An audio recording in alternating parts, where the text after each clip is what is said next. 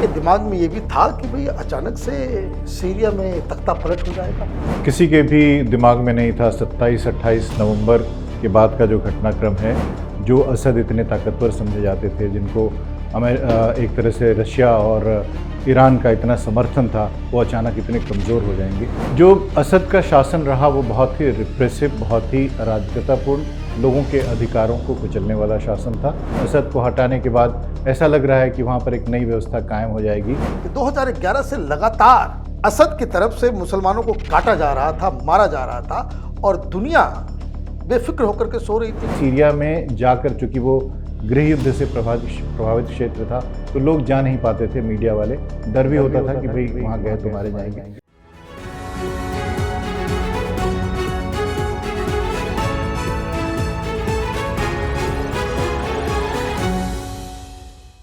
नमस्कार, capital TV में आपका स्वागत है।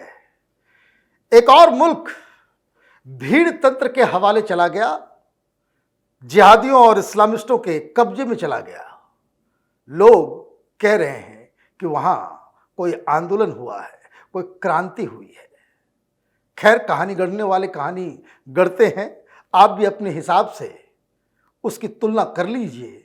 लेकिन आज हम सीरिया के बारे में बात करेंगे, उसके इतिहास और पिछले एक सप्ताह के अंदर अचानक से ऐसा क्या हुआ कि जिसकी भनक पूरी दुनिया को नहीं थी कि अचानक से एक मुल्क इस तरीके से कोलैप्स कर जाएगा। एक परिवार जो 1970 से सीरिया के ऊपर काबिज था, उसके राजा कह लीजिए, राष्ट्रपति कह लीजिए, या फिर उसके तानाशाह को अचानक से छोड़ के भागना पड़ रहा है देश को। ठीक उसी तरीके से जैसे शेख हसीना को बांग्लादेश छोड़ना पड़ा।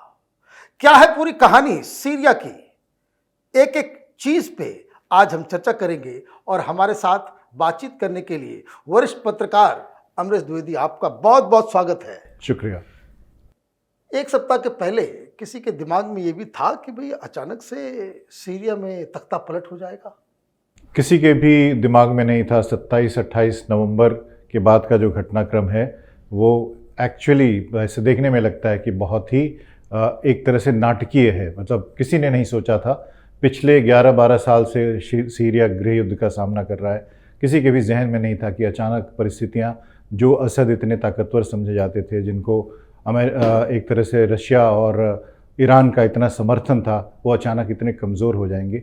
वो किसी ने नहीं सोचा था कि HTS नाम, भारत और तमाम दुनिया के देशों में HTS जैसा कोई संगठन है, ये बहुत लोगों को नहीं पता होगा। अचानक वो दिखाई पड़ता है कि हाँ, उसको टर्की का समर्थन था और वो उसमें उसके जो नेता हैं अल जावलानी, वो इतने सक्षम हो जाएंगे। हो सकता है कि वो बहुत दिनों से काम कर रहे हो। लोग उसे टेररिस्ट कह रहे थे। जी, उसको अमेरिका अभी भी उनको टेररिस्ट ही कहता है। और वो अचानक इदलिब, उनका जो गढ़ था, वहाँ से वो कूच करते हैं। हामा होम्स शहर को अपने कब्जे में करते हुए वो राजधानी दमिश्क पहुंचते हैं। अब मुझे बताइए कि आज करंट स्थिति वहां पे क्या है? करंट स्थिति ये है कि लगभग, जैसा कि आपने कहा, 50 वर्षों से जिस एक तरह से असद परिवार का कब्जा था सीरिया पर, हाफिज अल असद जो पिताजी थे उनके, बशर अल असद के, उनके बाद 2000 में सत्ता में असद आए थे, बशर अल असद, उनको अचानक देश छोड़कर भागना पड़ा। कहा गया कि वो कोस्टल रीजन में जा रहे हैं। अचानक उनका जो विमान था या हेलीकॉप्टर था वो क्रैश कर गया। उसने यू टर्न लिया और वो रशिया की तरफ चला गया।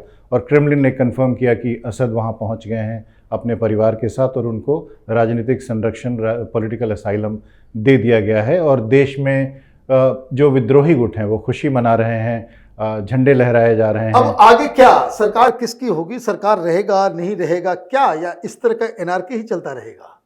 एक पूरी तरह से अनार्की वाली स्थिति, अराजकता वाली स्थिति आप कह सकते हैं, क्योंकि सीरिया एक ऐसा देश है जो पूर्व में इराक, उत्तर में टर्की, पश्चिम में लेबनान और दक्षिण में जॉर्डन और इज़राइल से घिरा हुआ, और मध्य पूर्व का जो पूरा भौगोलिक एक तरह से ताना बाना है, उसमें बहुत ही स्ट्रेटेजिकली लोकेटेड देश है, जहाँ पर एक तरह से असद को हटाने के बाद ऐसा लग रहा है कि वहाँ पर एक नई व्यवस्था कायम हो जाएगी।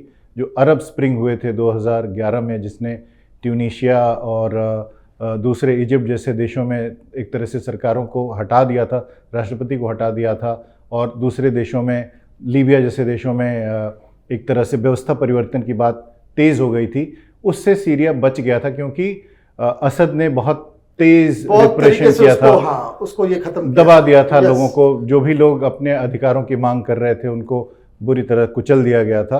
तो ऐसा लग रहा था, और वो लड़ाई पिछले 11 साल से 12 साल से चल रही है। ये सिविल वॉर जो 11-12 साल से जो चल रहा है 2011 के बाद से, उसके मुख्य कारण क्या है, उसका हिस्टोरिकल बैकग्राउंड क्या है? जो असद का शासन रहा वो बहुत ही रिप्रेसिव, बहुत ही अराजकतापूर्ण, लोगों के अधिकारों को कुचलने वाला शासन था, जिसके खिलाफ जैसे पूरे अरब मुल्कों में, मध्य पूर्व के देशों में, जो जैसे मैंने कहा कि जब अरब रेवोल्यूशन हुआ था, जिसको कि हम स्प्रिंग रेवोल्यूशन कहते हैं, तो लोग अपने अधिकारों के लिए, जैसे महिलाओं को अधिकार मिले, लोगों को बहुत ज़्यादा भ्रष्टाचार था उससे मुक्ति मिले, जो युवा हैं पढ़ लिख चुके हैं उनको रोज़गार मिले, जीवन की परिस्थितियां सामान्य हों, लोगों के अधिकार सुरक्षित हों, इसकी डिमांड की जा रही थी, जिसको कि असद की सरकार ने, जो कि अपने तमाम एजेंडे के तहत काम कर रही थी। असद बहुत ही मॉडर्न आउटलुक वाले शासक माने जाते रहे हैं, तो पर उन्होंने उनका दमन किया था। और सीरिया एक ऐसा देश है जहाँ पर इस्लामिक स्टेट का एक तरह से उनकी हलचल रही। नॉर्थ में कुर्दिश विद्रोह और सीरिया का टर्की का के समर्थन से होने वाले, दक्षिण का जो इलाका है वो ट्राइबल डोमिनेंस वाला इलाका है जहाँ पर उनकी डिमांड्स अलग हैं। पश्चिम में जो हिजबुल्लाह हैं वो अलग तरीके से उनका वरदहस्त रहता है। तो कुल मिला के हमेशा से एक हॉटबेड रहा है, और इसकी चपेट में वहाँ के आम लोग, जैसा आपने पूछा, वो आते रहे हैं। पिछले न जाने 5 दशकों से वहाँ के लोग एक तरह से परेशान हैं, और वो चाहते हैं कि एक आम आदमी को क्या चाहिए, राइट, एक नॉर्मल लाइफ चाहिए जिसमें कि वो हंस खेल सके। ये बातें तो ठीक है कि भाई वहाँ पे लोग जो है वो परेशान थे, लेकिन जो लोग अब सत्ता के ऊपर आ गए, जो विद्रोही हैं, ये तो उससे भी खराब लोग हैं। ये भी तो कहना पड़ेगा कि ये लोग कोई डेमोक्रेसी में विश्वास करने वाले लोग नहीं हैं। ये लोग तो खुद ही बंदूक और पता नहीं क्या क्या, और किस देश और किस एजेंसी का एजेंट बन करके वहाँ पे काम कर रहे हैं। तो ये जो परिवर्तन है, ये तो मुझे लग रहा है कि पहले से और स्थिति ज़्यादा खराब हो जाएगी। इसमें थोड़ा सा जल्दबाजी में कोई निर्णय लेना ठीक नहीं होगा। क्योंकि जो अल जावलानी जो उनके लीडर हैं HTS के, वो पहले अलकायदा से संबद्ध थे। उन्होंने अलकायदा से अपना संबंध विच्छेद किया। उसके बाद खुद को वो लिबरल फेस बताते हैं, प्लूरलिस्ट माने जाते हैं वो, और वो टॉलरेंस की बात करते हैं। इवन जब प्रेस के सामने आते हैं तो सूट टाई में आते हैं, ताकि वो लोगों को बता सकें कि वो जिस तरह की छवि जिहादी इस्लामिक गुट की रही है, वैसी छवि वो कैरी नहीं करते हैं। और उन्होंने वही वादे किए लोगों को कि हम जब सीरिया की सत्ता में आएंगे तो लोगों के जो अधिकार छीन लिए गए हैं वो अधिकार उनको लौटाए जाएंगे। आने के बाद उन्होंने जब अल उमैयद मस्जिद, जो वहाँ की सबसे फेमस मस्जिद है, वहाँ से जब अपना वक्तव्य उन्होंने दिया, भाषण दिया, तो उन्होंने यही कहा कि अब तक सीरिया में जो एक तरह का उत्पीड़न था, एक तरह की अराजकता थी, वो ख़त्म हो गई है, अब एक नए युग की शुरुआत हो रही है। ये तमाम बातें उन्होंने कही। अब ये बताइए कि ये सारी चीज़ें तो हो गई, लेकिन जैसा कि आपने उसकी ज्योग्राफी को बताया कि वहाँ इजराइल भी है, टर्की भी है, ईरान भी है, इराक भी है, इसका जो अभी इजराइल के साथ जो हमास, हिजबुल्लाह, इन सब के साथ जो युद्ध चल रहा था, और ये जो परिवर्तन हुआ है, इस पे क्या असर आने वाला है? पिछले साल 7 अक्टूबर को जब हमास ने इजराइल पर हमला किया था, तो उनके जो नेता थे याह्या सिनवारी, उन्होंने सोचा नहीं होगा कि जिस चीज़ की शुरुआत हो रही है वो अब मध्य पूर्व में किस तरह की आग लगने वाली है। ये किसी ने कल्पना नहीं की थी। पर इतिहास में कहा जाता है कि आप कोई शुरुआत करते हैं तो उसका अंजाम आप तय नहीं कर सकते, ये किसी को पता नहीं होता है। वहाँ से शुरू हुई चीज़ धीरे धीरे फैलते फैलते उसमें कई देश उससे जुड़ गए, क्योंकि हमास को ईरान का समर्थन है, रशिया का समर्थन सीरिया को है, जो हिजबुल्लाह है उसको आर्म्स की सप्लाई एक तरह से ईरान करता है, उसको भी रशिया का समर्थन माना जाता है, इजराइल का समर्थन US करता है। तो एक पूरी तरह से वहाँ एक ऐसा तंत्र बना हुआ है जिसमें सबका सबके साथ कुछ न कुछ संबंध है। अब जो परिस्थितियां बनी हैं उसमें ये कह पाना कि आगे क्या होगा बहुत ही प्रीमेच्योर होगा, क्योंकि सीरिया अनस्टेबल है, अशांत है, और जो नए लोग हैं वो प्रोमिसेस बहुत सारे कर रहे हैं, लेकिन लोग बहुत विस्मय भरी आंखों से चीज़ों को देख रहे हैं कि अभी असद थे तो सत्ता पर यह दिखता था कि अच्छा बुरा एक शासक है।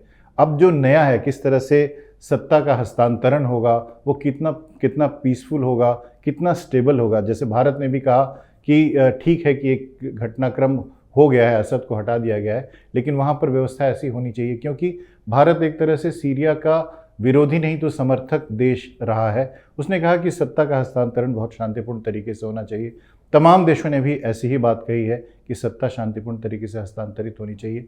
तो कुल मिला के एक अनिश्चय की स्थिति है सीरिया में, और सभी लोग, चाहे वो रशिया हो, अमेरिका हो, भारत हो, जितनी दुनिया की ताकतें हैं वो देख रही हैं कि अब आगे का रास्ता क्या होगा। इस बीच ये समझना ज़रूरी होगा कि डोनाल्ड ट्रंप ने एक ट्वीट किया और उसमें उन्होंने कहा कि भाई ये ओबामा ने सब कुछ सिचुएशन को ख़राब किया, और अभी जो स्थिति है वहाँ पे ये लोग तो लड़ने के लिए ही पैदा हुए हैं, लड़ते ही रहेंगे।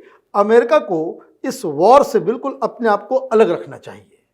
ये अमेरिका की तरफ से जो भावी राष्ट्रपति डोनाल्ड ट्रंप हैं, 20 तारीख को जब वो अपना कार्यभार लेंगे तो वो आ तो जाएगा। मैं एक चीज़ और जानना चाह रहा था कि असद को समर्थन ईरान से भी था, और ये बताया जा रहा है कि ईरान का पूरा एक ब्रिगेड ऑलरेडी सीरिया के अंदर स्टेशन था, अधिकारी थे, परिवार थे, सारे लोग थे, और जैसे ही वहाँ पे सत्ता परिवर्तन की सुगबुगाहट हुई, ईरानियन सबसे पहले वहाँ से भागे। इसके पीछे जो बताया जा रहा है कि जो डेमोग्राफी, जो शिया सुन्नी का वहाँ पे क्या खेल है? आबादी के हिसाब से सीरिया में लगभग 74-75% सुन्नी हैं, 13-14% शिया माने जाते हैं। मतलब मेजोरिटी के ऊपर शिया माइनॉरिटी का कब्जा था जी।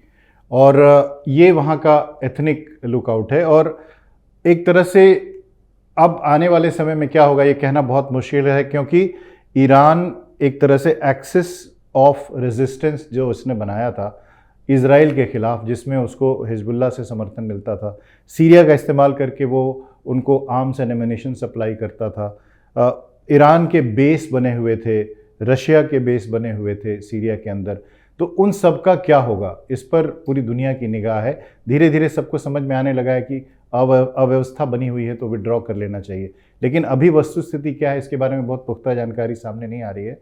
जैसा आपने कहा कि लोग विड्रॉ कर रहे हैं, लेकिन मैं इसको इसलिए नहीं कह पा रहा क्योंकि पुख्ता जानकारी नहीं है कि विड्रॉवल हुआ है कि नहीं हुआ है। लेकिन एयर बेस है, उनके अपने सैनिक ठिकाने हैं, और वो सब एक तरह से परेशान हाल में है। लेकिन एक कंफर्म न्यूज़ इस बात को भी आया है इजराइल की तरफ से कि जो गोलान हाइट्स के पास जो एक नो मैंस एरिया जो क्रिएट किया गया था उसके अंदर घुस गए हैं।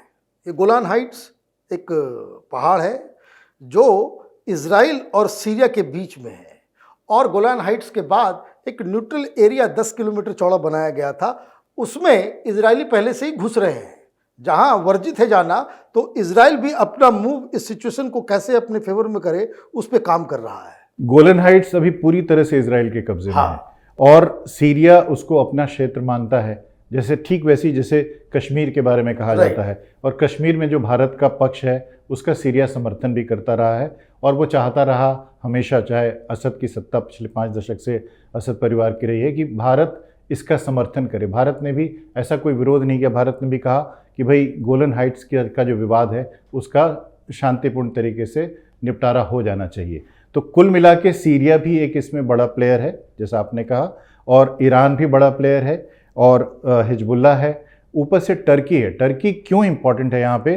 क्योंकि 2.2 करोड़ आबादी थी आज से 10-12 साल पहले सीरिया की, और उसमें से लगभग 13 करोड़ 1.3 करोड़ लोग डिस्प्लेस हुए अपनी अपनी गृह युद्ध की वजह से। उसमें से 37 लाख लोग टर्की, अपना बॉर्डर क्रॉस करके टर्की में चले गए, और दुनिया का सबसे बड़ा जो रिफ्यूजी कैंप है वो टर्की में ऑपरेशनल है। तो टर्की को लगता है कि अब कुछ न कुछ व्यवस्था बन जाएगी, उसने जो समर्थन दिया है STS को, तो ये जो लोग रिफ्यूजी हैं वो वापस वहाँ चले जाएंगे, उस पर उसका जो भार है वो थोड़ा कम होगा, क्योंकि वो उसका अपना स्टेक है। तो तमाम जो नेबरिंग कंट्रीज़ हैं उनका कुछ न कुछ स्टेक पर है।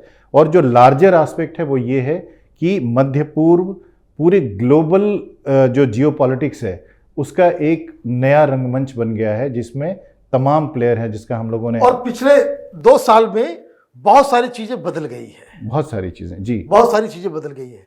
लेकिन एक एज ए जर्नलिस्ट ये भी जानना समझना जरूरी है, दर्शकों को भी ये बताना जरूरी है, लाखों लोगों की मौत हुई इस असद के रिजीम के दौरान। बेकसूर लोग भी मारे गए, निहत्थे लोग भी मारे गए, टेररिस्ट मारे गए, विद्रोही मारे गए। कई लोग ये कहते हैं कि भाई केमिकल वेपन्स भी था असद के पास। ये सारी चीजें हुई, लेकिन दुनिया नहीं जानी जिस तरीके से इजराइल की तरफ से 50 लोग मार दिए जाते हैं, पूरी दुनिया में कोहराम मच जाता है। लोग जेएनयू में हो, चाहे वो कोलंबियन यूनिवर्सिटी में हो, ऑक्सफोर्ड में हो, सब जो है गाना गाना शुरू कर देते हैं, है ना, कि from mountain to the sea, तो Palestine will be free, all eyes on Rafah. लेकिन ऐसा कैसे हुआ कि 2011 से लगातार असद की तरफ से मुसलमानों को काटा जा रहा था, मारा जा रहा था, और दुनिया बेफिक्र होकर के सो रही थी। कोई मीडिया ऑर्गेनाइजेशन, कोई ये इस तरह का सवाल जो इजराइल के ऊपर उठता है, असद की फैमिली और असद की सरकार के ऊपर क्यों नहीं उठा?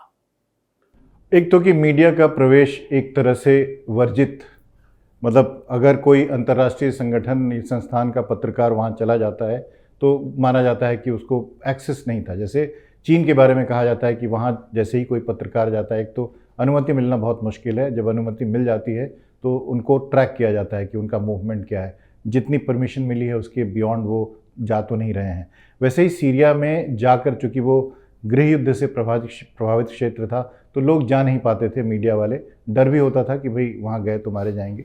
तो एक तरह से वो था। और दूसरा, जैसा आपने कहा कि भाई सीरिया इतना बड़ा बॉइलिंग पॉइंट है पर उसकी सच्चाई बाहर नहीं आ पा रही है। ये था कि वो सच्चाई बाहर आएगी तो उससे किसका हित होगा? क्या अमेरिका का हित होगा? क्या रशिया का हित होगा? तो एक तरह से जो सच्चाई थी उसको दबा कर रखने की कोशिश, सिर्फ ये कि गृह युद्ध चल रहा है, इतने लोग डिस्प्लेस हो गए हैं, इतने लोग प्रभावित हैं, दुनिया की सबसे बड़ी मानवीय त्रासदी है, लोग बहुत परेशान हाल हैं, इससे इसके बियॉन्ड और कुछ बहुत निकल के नहीं आ पाया। ये एकदम सच्ची बात है। लेकिन असद का शासन जो था वो एक तरह से ब्रूटल शासन था, इसके बारे में तो तमाम रिपोर्टें हुई हैं। अब ये बताइए आखिर में कि हिंदुस्तान का क्या रुख है और हिंदुस्तान के लिए इस क्राइसिस में क्या फायदे के लिए है? भारत जब आज़ाद हुआ, भारत और पाकिस्तान 2 मुल्क बने, तो भारत ये एक मैसेज देना चाहता था दुनिया को कि ठीक है कि पाकिस्तान का निर्माण इस्लाम के नाम पर, धर्म के नाम पर हुआ है, लेकिन भारत कोई इस्लाम विरोधी देश नहीं है। तो उसने अपना जो आउटरीच था दुनिया की तरफ, वो इस तरह से बढ़ाया कि वो मुस्लिम विरोधी ना दिखे। तो उसने तमाम दुनिया के मुसलमान धर्म वाले, जो इस्लाम धर्म वाले जो देश थे, उसके प्रति एक दोस्ताना संबंध बनाने की शुरुआत की, जो कि आज भी हम जो हमारा मौजूदा शासन चल रहा है उसमें भी हम देखते हैं कि जितना मध्य पूर्व और सेंट्रल एशिया के देश हैं उनके साथ संबंधों को बेहतर रखने की कोशिश की जा रही है। दूसरा जो सबसे इम्पॉर्टेंट जो बात थी कि तेल के मामले में ये देश बहुत रिच हैं, तो वहाँ से भारत चूँकि लगभग 80-90% अपना ऑयल इंपोर्ट करता है, तो भारत को वैसे भी उसकी ज़रूरत थी। इसी को ध्यान में रखते हुए नेहरू जी 1957 में सीरिया गए थे, और वहाँ जो अल उमैयद मस्जिद और वहाँ चौराहा है, वहाँ पर एक सड़क का नाम भी नेहरू जी के नाम पे है। तो एक तो ये हुआ। दूसरा, जो संबंध दोनों देशों के हैं वो लगातार बने रहे। बशर अल असद 2008 में भारत आते हैं, प्रतिभा पाटिल हमारे जो राष्ट्रपति थी वो 2 बार या संभवतः 1 बार जाती हैं सीरिया। तो कुल मिला के संबंध अच्छे बने रहे, और दोनों देशों ने, जैसा मैंने पहले कहा कि जम्मू कश्मीर को लेकर उनका रुख था कि भाई बायलैटरल सोल्यूशन होना चाहिए इसका, वैसे ही गोलन हाइट्स को लेकर भारत और दोनों देशों के बीच इंपोर्ट एक्सपोर्ट खूब होता है। ऑल्दो जो बैलेंस ऑफ ट्रेड है वो भारत के पक्ष में है। जैसे अगर 23-24 का अगर हम डेटा लें तो 18 मिलियन डॉलर का अगर हमने इंपोर्ट किया, तो लगभग 80 से ज़्यादा मिलियन डॉलर का हमने एक्सपोर्ट किया, जिसमें तमाम चीज़ें हैं। तो संबंध हम सीरिया और भारत के अच्छे हैं। और इस अभी जो क्राइसिस की स्थिति बनी है, जैसे ही कोई रणनीतिक क्षेत्र परेशान होता है, वहाँ पर संकट होता है, तो सबसे ज़्यादा प्रभावित इंपोर्ट एक्सपोर्ट होते हैं कि अब ऐसा टर्बुलेंट समय है तो बाकी चीज़ें ठीक चल पाएंगी कि नहीं। तो जो इम्पोर्ट एक्सपोर्ट है वो प्रभावित होगा। दूसरा, भारत जैसा भारत ने अपने ऑफिशियल बयान में कहा कि वहाँ पर शांति की स्थापना होनी चाहिए, लोगों को एक शांतिपूर्ण ट्रांजिशन ऑफ पावर होना चाहिए, ट्रांसफ़र ऑफ पावर होना चाहिए, और वस्तु जो स्थिति है वहाँ पर वो शांत होनी चाहिए ताकि लोगों का जीवन ठीक हो सके। आपको बहुत बहुत धन्यवाद। आपने डिटेल में सारी चीज़ों को बताया और दर्शकों को शायद अब कुछ आइडिया मिला होगा कि आखिर सीरिया में चल क्या रहा है। आपका बहुत बहुत धन्यवाद। धन्यवाद। सीरिया से एक सीख लेने की आवश्यकता है कि हमें या किसी भी मुल्क को विदेशी ताकतों से कैसे दूर रहा जाए। एक बात जो डिस्कशन में नहीं हुआ, आगे हम कभी किसी वीडियो में डिस्कस करेंगे कि सीरिया एक ऐसा प्लेग्राउंड बन गया कि जिसमें ईरान के भी प्लेयर्स खेल रहे हैं, अंदर वहाँ पे उसकी भी सेना मौजूद है, वहाँ पे अमेरिकन कैंप भी लगा हुआ है, वहाँ पे रशियन कैंप भी लगा हुआ है। दुश्मन चारों तरफ से हैं और दुश्मन हमने अंदर से भी पैदा कर लिया। असद को भागना इसलिए पड़ा क्योंकि लोगों ने उनका साथ नहीं दिया। आप देखते रहिए कैपिटल टीवी। हमारे वीडियोस को लाइक कीजिए, शेयर कीजिए और हमारे चैनल को सब्सक्राइब कीजिए। धन्यवाद।